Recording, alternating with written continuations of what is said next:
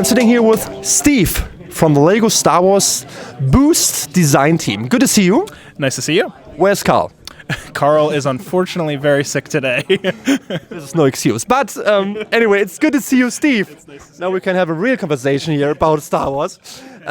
You've been in the team who developed this new product. Yes, correct. I am a senior experience designer on the Lego Connect team, which handles Boost and some of the other connected experiences. So we've seen the Lego Boost system before. I played with the what's the name of the main robot? Vernie. Vernie. I played with Vernie in my office. It was fun.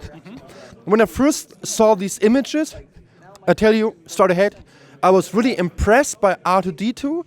And I didn't know what is going on with those two guys. But it's a toy. It's for kids. Here we go. But of course, I know this guy. But those are your own creations, or do I have to watch the movies again? You might just need to pay special attention to the background. They have been part of the universe since the beginning. So in A New Hope and in a lot of the other movies, you'll see a mouse droid and you'll see a gonk droid.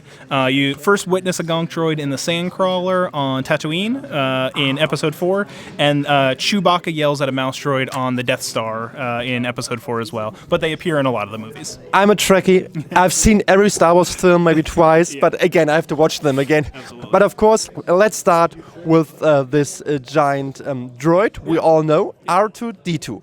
So when you first decide, hey, we're going to do a set like this, was it sure that you would like to create a few droids, or how did the idea came up? Yeah.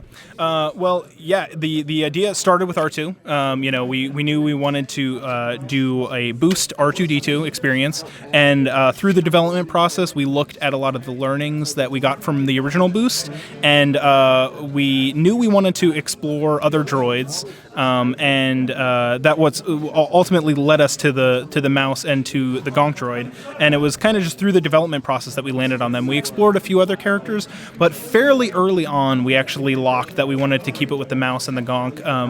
For a few reasons, we decided that the timeline of our experience was going to be during the original trilogy, and we wanted to explore characters that were there, and we wanted them to be very different functionally. So, R2, being an astromech droid, has the wonderful tripod position that he moves around in, but we wanted to do something very different for the two different ones. So the mouse droid being a bit fast, more RC-like driving base, and then being able to use the walking function for the gonk is the ultimate decision in why we picked those three.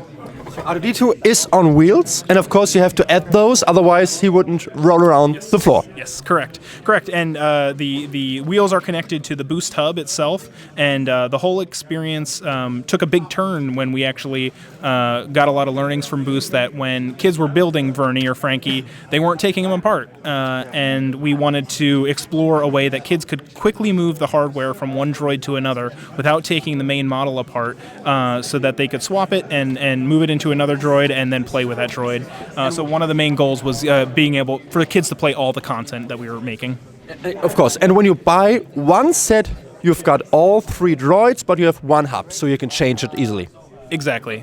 You have one set of the original Boost hardware, and then the three droids, and then you also have our extra bag 12, which is our prop bag, and that's what has the build and rebuild mentality to make different props to interact with. Computer terminals, the arms on the gonk are all considered props. So before I play with R2-D2, and I will ask Steve if it's possible, just a quick look here. There's an awesome piece on this plate, which we all know, in a new color. So I think we'll see many roofs in the future. Yes, exactly. It'll be it's a nice big teal element for the teal fans out there. Yeah, of course. I'm a teal fan. It's a fan. Good to see this one. Good to see other bricks here. Teal is back since 1 year, as we all know. But those are good looking. I mean, this is a really good looking R2-D2. Those are interesting too. But this guy can move. Yes, all three of them can move. Absolutely, and I can show you some. Here we go. So just like the Boost experience. Yeah, sure, you can. It's in the camera. Okay, thumb up. So just like the Boost experience, we have an app that drives the droids around. What you're seeing currently is a version of the app where the kids have built the 3 droids, but they haven't actually started with the missions.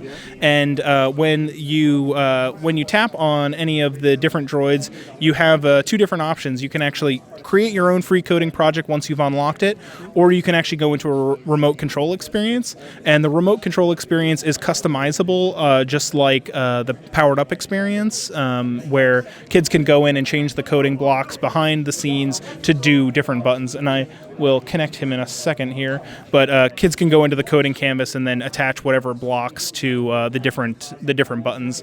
And when they go back in, they have those controls ready. So. And as you play through the missions, you actually unlock more blocks to do more fun things. The first mission hub that you actually encounter is in the cantina, and you come up with different people, different characters in the universe that have problems. And when you tap on those characters, they present their problem. So here, Luke Skywalker has an issue where he can't get through Beggar's Canyon because he doesn't have the proper distance and vision sensors. So he needs R2's help. When you enter the missions, you have any instructions that you might need for that mission. This is how you would remove hardware and add it to the droid that you're going to be using. So if the hardware happens to be in the gonk, you can quickly move it.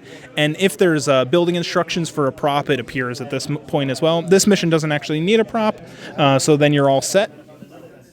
And when you enter the coding canvas for a mission, you're presented with a small tutorial that will step you through the experience. I've already played on this with some other interviews, so we're past the tutorial stage.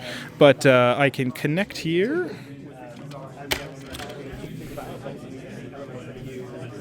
There we go. And once he's connected, he wakes up a little bit. And then he can drive around. And right now the code is asking for him to stop when you see something. And we have little on-screen displays that allow you to kind of see what the goal of the mission is and everything. But R2's got a lot of great functions. He can go from tripod mode to his two-legged standing mode. So he can obviously move his head like you saw, and he has a lot of great functions that we built in. Carl did a great job building the model, where he took the head motion from the external motor in the back of R2-D2, drove it up through the head, and then back down the front, and actually reveals an external port. And this port allows us to do a lot of different interactions. This was made by Carl. This was. Oh my goodness! What? And he didn't even want to show up. I don't. But so we can put different extensions on R2, and then we get the ability to do different things like interact with computer terminals or use a shooter arm and things like that. This looks really impressive. What is, by the way, the price point of this set? Yep. This will be $199.99 US for the launch, global launch of September 1st. Will you add more functions in the future? I mean, you can add more stuff to the app. Is this planned, or is it like it's out and we're done? Just like any digital experience, we will have a plan for what the update strategy is. We haven't quite locked it down yet, but we're looking at a couple updates this year that will hopefully bring some new missions or maybe some new functionality into it. Again, this is great. So now, I mean, Carl is not here, but it's good to meet Steve here in person, another Lego designer. You're a digital designer. What is your job here? Yeah. Physical? Digital. Mostly focus on the digital, but it's really not just necessarily the digital, but how the digital and the physical interact. So I look at the overall play experience that we want the kids to go down, and the journey we want them to take, and make sure that it makes sense, make sure it's age appropriate, and all of those kind of things. I spent a lot of time developing a lot of the missions along with a couple other designers, and worked really closely with Carl on making sure that we were going to get the right functions out of the droids and all of that kind of fun stuff. It is easy to work with Carl, to be honest here. I mean, to be honest, no, it's an absolute pleasure to work with Carl. It was a really great collaboration, and with the whole team that was involved, it was just a pleasure to be. R2-D2 has no mustache here, but so where are you from? I am from the U.S. Yes. Where exactly? I grew up in the Pennsylvania area. Okay. Since when do you work for Lego here in Billund? I have been here in Billund for 3 years now. Do you miss your country? At times, but it's a little crazy right now. Yeah, okay. Maybe we don't talk about politics, but it's fun to see what's going on sometimes, but it's not so funny if you think about it. But the airport is near. Yes, exactly.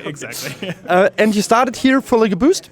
No, I was not part of the original Boost development team, but I got to take the learnings from that and hand off from the original team. I was originally hired into the Nexonites team, actually. And then I've worked on a few random things. I was on the early days of the Powered Up experience and the Movie Maker experience, and then and some other concepts that haven't made it to market. And right now, these days, you're working for. Future question. Oh yeah. Okay. Actually, well, still this. Of course, till this is done. Yeah. It's good stuff to see. I like R2D2. Again, I'm not familiar with those guys, but I will see the movies again. Yeah. And looking forward to play with this new set, which is called, by the way, you call it Lego? It's the official name is Lego Star Wars Boost Droid Commander. This way, we'll leave it this way. Thank you so much, Steve. See you around next time. Bye.